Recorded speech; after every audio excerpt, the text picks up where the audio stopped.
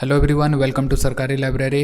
अगर आप जेएसएससी की प्रिपरेशन कर रहे हैं और जेएसएससी में जो लैंग्वेज पेपर है, लैंग्वेज पेपर अगर आपने खोटा भाषा चुन रखा है तो आपको सरकारी लाइब्रेरी ज़रूर सब्सक्राइब करना चाहिए, जहां पे हम जेएसएससी के द्वारा जो भी सिलेबस मेंशन है खोटा भाषा का, तो उसी के अकॉर्डिंग हम वीडियो बनाते हैं। ठीक है, तो सबसे पहले देखिए, जेएसएससी के द्वारा जो खोटा भाषा एवं साहित्य में जो कहानी मेंशन है, छैहर कहानी, तो उसका हमने 3 कहानियों को डिस्कस कर लिया है। ठीक है, ये जो छैहर पुस्तक है तो ये लिखा गया है चित्तरंजन महतो चित्रा के द्वारा, जिसमें से टोटल 10 कहानी है।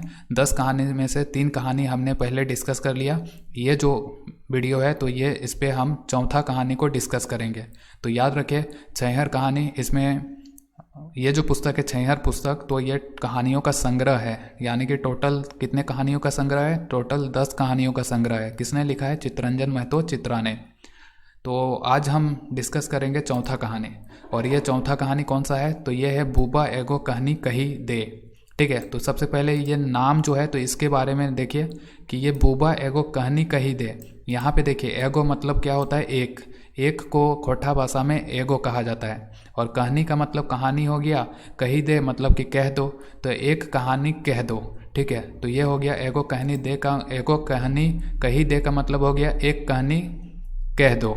मतलब कि किसी से कहानी बोलने के लिए मतलब कि कहा जा रहा है। और यहाँ पे जो बूबा है तो ये बूबा कौन है? तो बूबा यहाँ पे जो है एक नाम है। अब ये नाम बूबा किसका है तो वो हम आगे डिस्कस करेंगे पूरे डिटेल में। तो सबसे पहले याद रखिए, बूबा एगो कहानी कही दे, तो यहाँ पे हो गया एगो कहानी कही दे का मतलब कि कहानी कहने के लिए कहा जा रहा है। किससे? तो ये बूबा को बोला जा रहा है कि बूबा एक कहानी सुनाओ। ठीक है, तो याद रखिए कि बूबा एगो कहानी कही दे मतलब बूबा एक कहानी कहो। और ये कौन सा पुस्तक में लिखा गया है? तो ये छैहर पुस्तक में किसके द्वारा लिखा गया था? चित्तरंजन महतो चित्रा के द्वारा। इसके प्रकाशक कौन है? तो खोटा भाषा साहित्य संस्कृति अकादमी रामगढ़। प्रकाशन वर्ष कौन है? 2007 है। कहानी संग्रह कौन है? तो ये 10, इसमें टोटल 10 कहानी है। इसको हम इतना बार डिस्कस, पिछला वीडियो में भी बार बार हमने डिस्कस किया, इसमें भी हम बार बार डिस्कस कर रहे हैं। तो आप पूरा वीडियो 10 वीडियो देखेंगे तो ये चारों चीज़ तो ऐसे ही याद हो जाएगा।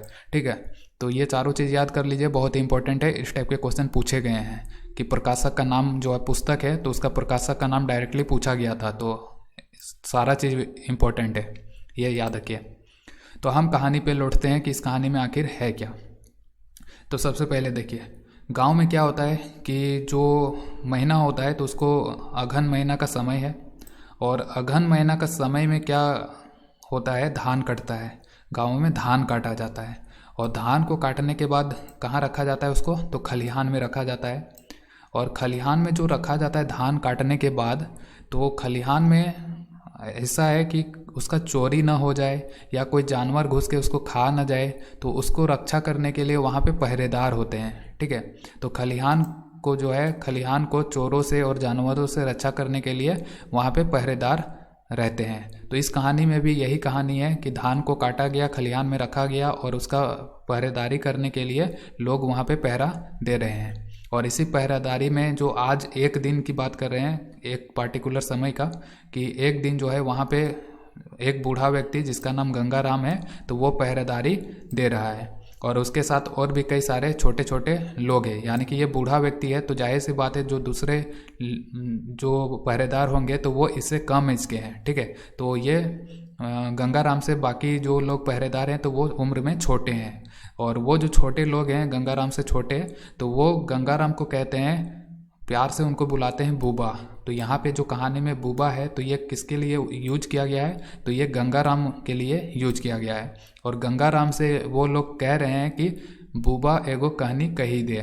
ठीक है, तो गंगाराम से कह रहे हैं कि बूबा एक कहानी सुनाओ। तो ये गंगाराम जो है बूढ़ा व्यक्ति है जो कि हंसमुख स्वभाव का है, और ये इसको जो लोग कह रहे हैं कहानी सुनाने के लिए तो वो उनको मना नहीं करता है बल्कि कहानी सुनाता है। ठीक है, तो ये उन लोगों को 2 कहानी सुनाता है। तो पहला कहानी का हम सबसे पहले जिक्र करते हैं। सबसे पहला कहानी की शुरुआत करता है गंगाराम अपने शब्दों से। अंग्रेजों के ज़माने की बात थी, 4 जमींदार थे। तो अब अंग्रेजों का बात हो गया, अंग्रेजों के ज़माने की बात है। उस टाइम पे 4 जमींदार हुआ करते थे, और ये 4 जमींदार कौन कौन है? तो सबसे पहले देख लीजिए कौन कौन जमींदार है। तो भदवा गढ़ा ये स्थान का नाम है और ये जमींदार का नाम है। तो भदवा गढ़ा एक जगह है जिसका जमींदार का नाम था दीनानाथ भंडारी। एक है ढेपचूर टाँड़। ढेपचूर टाँड़ का मतलब होता है सहजदेव चौधरी, ये जमींदार है। और एक है बाघलता। बाघलता का जमींदार कौन है भैया? तो ये है फागू मांझी। तीसरा जो है तो वो है चौथा सीआरडी। और सीआरडी जो जगह है तो उसका जमींदार कौन है? तो यह है तीरथ मुंडा। तो ये चारों जगह का नाम याद रखिए और कौन उस जगह से कौन जमींदार है तो उनका भी नाम याद रख लीजिए। तो भदवा गढ़ा का जमींदार हो गया दीनानाथ भंडारी, ढेपचूर टाँड़ का हो गया सहजदेव चौधरी, बाघलता का हो गया फागू मांझी और सीआरडी का कौन हो गया? तो वो हो गया तीरथ मुंडा। यहाँ पे देखिए एक शब्द आया है ढेपचूड़, ठीक है। तो ढेपचूड़ एक पक्षी होता है, खोटा भाषा में एक काला रंग का जो पक्षी होता है तो उसको ढेपचूड़ कहा जाता है, ठीक है। तो ये ढेपचूड़ जो है एक पक्षी है, खोटा भाषा में कहा जाता है। अब हिंदी से क्या कहा जाता है उसको मुझे भी नहीं पता, लेकिन मैं महतो हूँ तो मुझे पता है कि ढेपचूड़ का मतलब क्या होता है। ये एक पक्षी होता है, ठीक है। तो ये भी याद रखिए। और सियार पता ही है, सियार वही सियार जानवर। तो ये जो जमींदार चारों हैं, तो आगे कहानी का लौटते हैं हम लोग। तो ये जो चार जमींदार है दीनानाथ भंडारी, सहजदेव चौधरी, फागू मांझी और तीरथ मांझी, तो ये गलत तरीके से खूब पैसा कमाते हैं और उस पैसा का ये खूब ऐशो आराम में यूज करते हैं। जैसे कि डेली मांस चाहिए, मछली चाहिए, दारू चाहिए, चखना चाहिए, पूरा दिन भर एकदम खूब खर्चा करते हैं। गलत तरीके से पैसा कमाना है और खूब ऐशो आराम का ज़िंदगी बिताना है, यही इनका डेली का रूटीन है। दिन प्रतिदिन का एकदम रूटीन बना लिया था इन लोगों ने, ठीक है। धीरे धीरे कब तक चलेगा पैसा ऐसा? कब तक चलेगा? खूब ऐशो आराम में सारा पैसा इन्होंने खर्च कर दिया। अब इनका जो बेटी थी, तो इनका जब बेटी शादी के उम्र के लायक हो गई, जब शादी लगा तो शादी में ऐसा नौबत आ गया कि इन्होंने तो पहले ही ऐशो आराम में सारा पैसा वगैरह खर्च कर दिया था। शादी में जो पैसा देने के लिए, कुछ खर्च करने के लिए कुछ बचा ही नहीं। तो अब करे क्या? तो इनका जो ज़मीन था, तो ये अपना ज़मीन को रैयतों को बेचने लगे। रैयत यानी कि किसान, तो किसानों को बेचने लगे या किसी दूसरा ज़मींदार को अपना ज़मीन इन्होंने बेच दिया। तो वो गलत तरीके से खूब पैसा कमाया, लेकिन ये उसको जमा रख नहीं पाए, एकदम ऐशो आराम में पूरा खर्च कर दिए। यहाँ तक नौबत आ गया कि जब बेटी का शादी होने लगा तो खुद का ज़मीन बेचने पे मतलब कि नौबत आ गया, खुद का ज़मीन बेचने का नौबत आ गया। और ज़मीन किसको बेचा? तो रैयतों यानी कि जो इनके किसान थे, तो किसानों को बेचा। और किसानों ने नहीं खरीदा तो फिर जो इससे बड़े ज़मींदार थे या कोई दूसरा ज़मींदार होगा तो उनको बेच दिया। तो इस तरह से इन्होंने अपना ज़मीन सब बेच के ख़त्म कर दिया। और इसी में देखिए सहजदेव चौधरी, ये सहजदेव चौधरी पूरी तरह से ये शराबी बन गया था। और जो फागू मांझी है और तीरथ मुंडा, तो इनका भी स्थिति बहुत ख़राब हो गया, इनका तो ज़मींदारी ही ख़त्म हो गया। तो ये दो लोग जो है फागू मांझी और तीरथ मुंडा, इनका ज़मींदारी पूरा तरह से ख़त्म हो गया और सहजदेव चौधरी पूरी तरह से शराबी बन गया था। लेकिन जो दीनानाथ भंडारी है, ये वाला जो पहला वाला भदवा गढ़ा का जो जमींदार है दीनानाथ भंडारी, तो ये समझदार व्यक्ति था। ये अपने बच्चों को क्या किया, पढ़ाया लिखाया और उनको शहर भेज दिया। और शहर भेज दिया तो उनके जो बच्चे थे वो समझदार हो गए हैं, पढ़ लिखे हैं, उसके बाद ये नौकरी करने लगे। इस तरह से अगर पहला वाला जो ज़मींदार देखें दीनानाथ चौधरी, तो उसका परिवार ठीक है संभल गया, बर्बाद नहीं हुआ। लेकिन जो सहजदेव चौधरी है और बाकी के दो जो हैं फागू मांझी और तीरथ मुंडा, तो उनका जो पूरा परिवार है बर्बाद हो गया। तो सहजदेव चौधरी जो है तो वो शराबी बन गया था और उसके जो बच्चे हैं तो वो खेती करने लगे। जबकि फागू मांझी और तीरथ मुंडा जो है तो ये अजगर सांप के जैसा एकदम लेटे रहते थे। गांव में होता है ना, खाली खाता है और पीता है और सूतता है अजगर के जैसा, ये कहावत होता है। तो इसी तरह अजगर सांप जैसा एकदम लेटे रहते थे फागू मांझी और तीरथ मुंडा, कोई फिक्र नहीं, ठीक है। तो यहाँ पे याद रखिए कि अजगर सांप का जिक्र किया गया था कि फागू मांझी और तीरथ मांझी अजगर सांप के जैसे लेटे रहते थे। और ये दोनों क्या करते थे, तो इनका ज़मींदारी तो ख़त्म हो चुका था, तो ये क्या करेंगे, तो ये किसके खेत में काम करते थे, तो ये दीनानाथ भंडारी के खेत में काम करते थे, ठीक है। मिट्टी काटने का काम करते थे। 2 दिन जैसे काम करते थे, फिर पैसा आता तो फिर 2 दिन एकदम खा पी के ऐसो आराम करके और सोते रहते थे। तो इस तरह से इनका दिनचर्या चलने लगा। और इनके बच्चे भी जो है मिट्टी काटने का काम करने लगे, कहा कि ज़मींदारी तो ख़त्म हो गया है। सहजदेव चौधरी का तो चलो ज़मींदारी बचा हुआ है, तो उसके बच्चे अपना ही खेत में खेती करते थे। लेकिन फागू मांझी और तीरथ मुंडा, इनका ज़मींदारी ही ख़त्म हो गया, तो क्या करेंगे, तो दीनानाथ भंडारी का खेत में काम करने लगे थे, बच्चे सहित।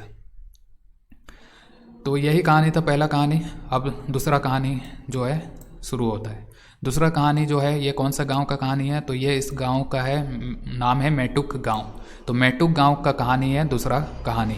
और इस कहानी के पात्र कौन है, तो ये गंगला आजा है, धनिया काका है और रमुआदा है। और इन तीनों का भी जो है कहानी में, जो पहला कहानी में जिस तरह जिक्र हुआ है, पहला कहानी में जो जिक्र था उसी तरह से इस कहानी में भी ये तीनों भी शराबी थे। और ये भी जो है शराब जब पीते थे तो इतना बड़ा बड़ा बात करते थे, इतना डींग हाँकते थे और दूसरों से पूरा झगड़ा करते फिरते थे, ठीक है। और इन्होंने भी जो है शराब के नशे में सारा मतलब कि संपत्ति वगैरह ख़त्म कर लिया। और ये भी जो है इनका भी हालत जो है इस तरह का हो गया कि उन्होंने जिस तरह बेटी के शादी में जो है पूरा अपना ज़मींदारी वगैरह सब चीज़ ज़मीन वगैरह बेचने लगे थे, तो ये भी इसी तरह कर रहे थे, अपना बेटी के शादी में उनका विवाह के लिए अपना खेतों को बेच दिए थे।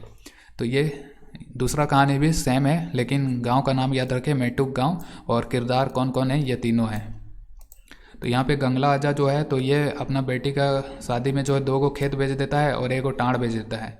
टाँड़ जो क्या होता है, टाँड़ पता ही है, जो ऊंचा भूमि होता है उसको टाँड़ कहा जाता है। धनिया काका जो है तो ये अपना कई सारा खेत बेच देता है, कई सारा टाँड़ बेच देता है, पता ही नहीं है। रमुआदा जो है तो ये 2 खेत बेचता है, सड़क किनारे का 1 टाँड़ बेच देता है और 1 पंप बेच देता है, जो खेतों में पानी पटाते हैं ना पंप, तो वो पंप बेच देता है। तो ये भी याद रखिए, हो सकता है कि कब क्वेश्चन किस टाइप से पूछ लिया जाए, पता नहीं। तो ये दोनों कहानियों का निष्कर्ष यही निकलता है, अगर देखा जाए तो निष्कर्ष है कि शराब नहीं पीना चाहिए। अगर शराब पीते हैं तो आप तो पूरी तरह से बर्बाद हो जाएंगे, सब चीज़ आप ख़त्म कर लेते हैं। तो निष्कर्ष यही है कि शराब नहीं पीना चाहिए। तो इस कहानी के माध्यम से लेखक का जो अवेयरनेस फैलाने का जो काम है वो इसी को लेकर है कि व्यक्ति को शराब नहीं पीना चाहिए। तो बुबा एगो कहानी कही दे, उम्मीद है कि आपको ये कहानी समझ में आ गया होगा। और बेसिकली आपको जो इसके किरदार है वो सारा याद रखना है, और कहानी को कहानी की तरह पढ़िए, मूवी की तरह पढ़िए, तो आपको हमेशा याद रह जाएगा। तो आई होप कि आपको वीडियो अच्छा लगा होगा। इसी तरह के और भी वीडियो देखने के लिए खोटा भाषा से रिलेटेड सरकारी लाइब्रेरी को सब्सक्राइब करो। Thank you.